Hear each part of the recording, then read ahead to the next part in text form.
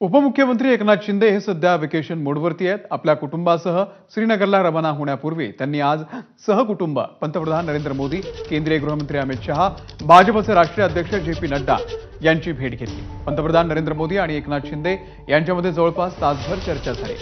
दरम्यान महाराष्ट्राच्या विकासासाठी काहीही कमी पडू देणार नाही असा शब्द मोदींनी दिल्याची माहिती एकनाथ शिंदे यांनी माध्यमांशी बोलताना दिली आहे। दरम्यान एकनाथ शिंदे गेले काही दिवस विश्रांतीसाठी साताऱ्यातल्या दरेगावी मुक्कामी होते। पुढचे काही दिवस ते श्रीनगरला सुट्टीवरती असतील।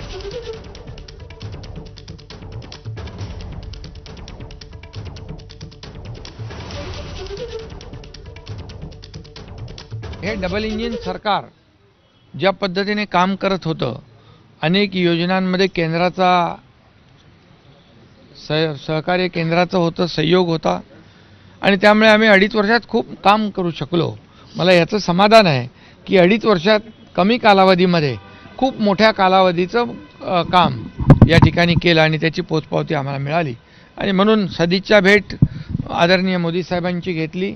मोदी साहेबांनी देखील सांगितलं महाराष्ट्राच्या विकासामध्ये कुठेही काही कमी पडणार नाही। तर विधानसभेमध्ये झालेल्या पराभवाचं खापर महाविकास आघाडीकडून ईव्हीएम वरती फोडण्यात आलंय।